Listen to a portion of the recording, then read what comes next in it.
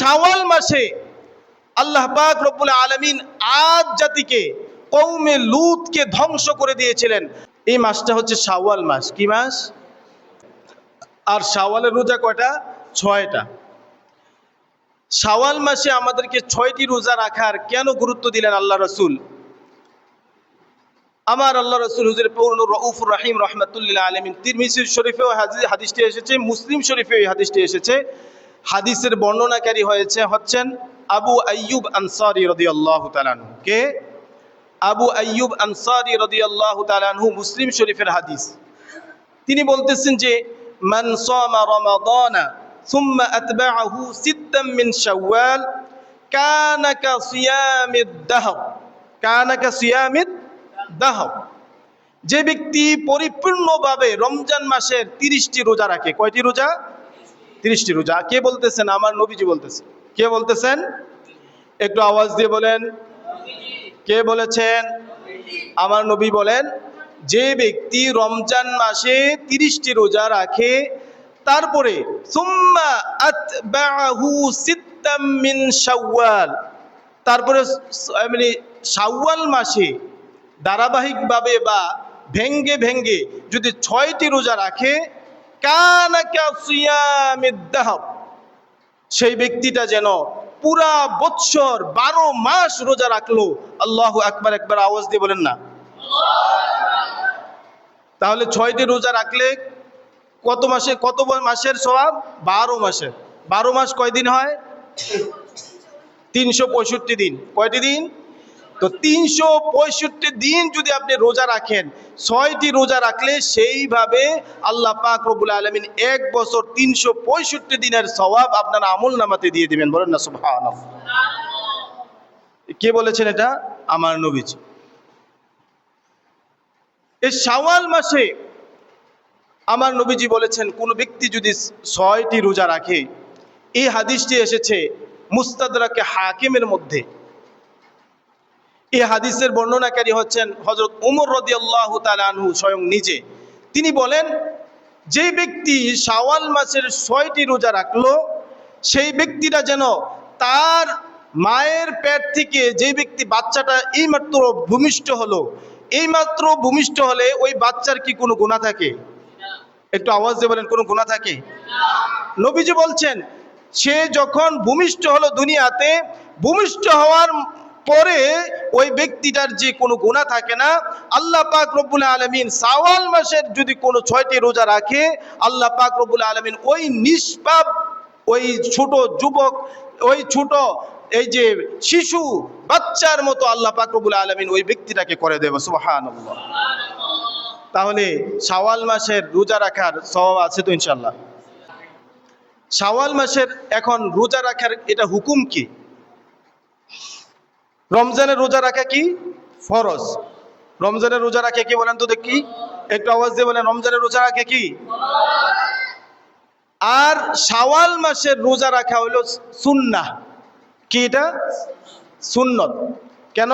আমার নবীজি রাখছেন বিধায় শাওয়াল মাসের 6টা রোজা রাখা সুন্নাহ, এটা ফরজ নয়।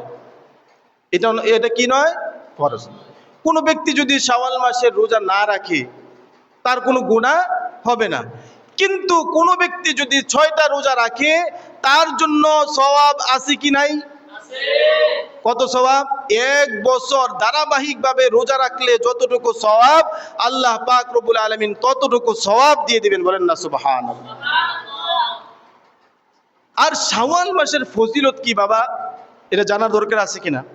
শাওয়াল মাসে বাবা, এই মাসটি অত্যন্ত গুরুত্বপূর্ণ।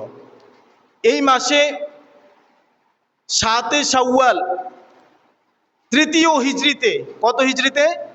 3য় হিজরির 7 নম্বর শাওয়াল, শাওয়াল মাসের 7 তারিখে উহুদ যুদ্ধ শুরু হয়েছিল। কি যুদ্ধ?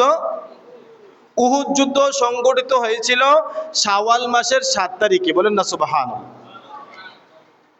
তারপরে শাওয়াল মাসে আল্লাহ পাক রব্বুল আলামিন আদ জাতিকে, কওমে লূতকে ধ্বংস করে দিয়েছিলেন। আদ জাতিকে একেবারে হাওয়া এসে, বায়ুমণ্ডল এসে তাদেরকে এমনভাবে হাওয়া চতুর্দিকে এসছে, আসার পরে তাদেরকে উড়িয়ে উড়িয়ে এমনভাবে নিয়ে গিয়েছে, অনেক দূরে নিয়ে নিয়ে তাদেরকে উলুট পালুট করে ধ্বংস করে দিয়েছিল। বলেন না সুবহানাল্লাহ। কওমে লূত, কওমে সামুদ, কওমে আদ, কওমে সালেহ, এই সালেহ জাতিকেও শাওয়াল মাসে ধ্বংস করে দিয়েছিল। কেন? আল্লাহ পাক রব্বুল আলামিনের সাথে তারা এমন গর্হিত কাজ করেছে, আল্লাহ পাক রব্বুল আলামিন তাদের উপর রাগান্বিত হয়ে গজব নাজিল করেছিলেন এই মাসে। কোন মাসে? শাওয়াল মাসে। আবার আমার নবীজি বলেছেন যে শাওয়াল মাসে বিবাহ শাদী করা সুন্নাহ। শাওয়াল মাসে কি করা? বিবাহ শাদী করা সুন্নাহ। কিন্তু ইসলাম আসার পূর্বে জাহিলিয়াতের যুগে শাওয়াল মাসে, এই শাওয়াল মাসটিকে তারা মানে অশোভনীয় বলতো, এটাকে মানে সৌভাগ্য নাই, মানে অশোভনীয় বলতো যে শাওয়াল মাসে বিবাহ শাদী করা বা এটা করা সেটা করা গুনাহের কাজ ছিল, মানে ইসলাম আসার পূর্বে জাহিলিয়াতের যুগে। কিন্তু আম্মা জান আয়েশা সিদ্দিকা রাদিয়াল্লাহু তাআলা আনহাকে সাহাবীরা জিজ্ঞেস করলেন, ও আম্মা জান, শাওয়াল মাসে কেন বিবাহ শাদী করলে সুন্নাহ হবে? আম্মা জান আয়েশা সিদ্দিকা রাদিয়াল্লাহু তাআলা আনহা বলেন, ও সাহাবীরা, তোমার মাকে অর্থাৎ আমি আয়েশাকে আল্লাহ রাসূল শাওয়াল মাসের 15 তারিখে বিবাহ শাদীতে আবদ্ধ হয়েছেন। বলেন না সুবহানাল্লাহ। তা আমার নবীজি আম্মা জান আয়েশা সিদ্দিকা রাদিয়াল্লাহু তাআলা আনহাকে কোন মাসে বিবাহ করেছেন? শাওয়াল মাসে। এই জন্য আয়েশা সিদ্দিকা রাদিয়াল্লাহু তাআলা আনহা বলতেছেন যে শাওয়াল মাসে যেহেতু আমার নবী আমাকে বিবাহ করেছে, সেহেতু আমার নবীজি যদি শাওয়াল মাসে বিবাহ করে, অন্য অন্য মাস যারা ইহুদি নাসারারা বলছে যে এটা অশোভনীয় মাস, তোমরা মনে করবা যে এইটার মধ্যেই সৌভাগ্য রয়েছে, এইটার মধ্যেই সৌভাগ্য রয়েছে, এইটার মধ্যেই কি রয়েছে? বারাকা রয়েছে। তোমরা কি করো? শাওয়াল মাসে বিবাহ শাদী করো। বলেন না সুবহানাল্লাহ।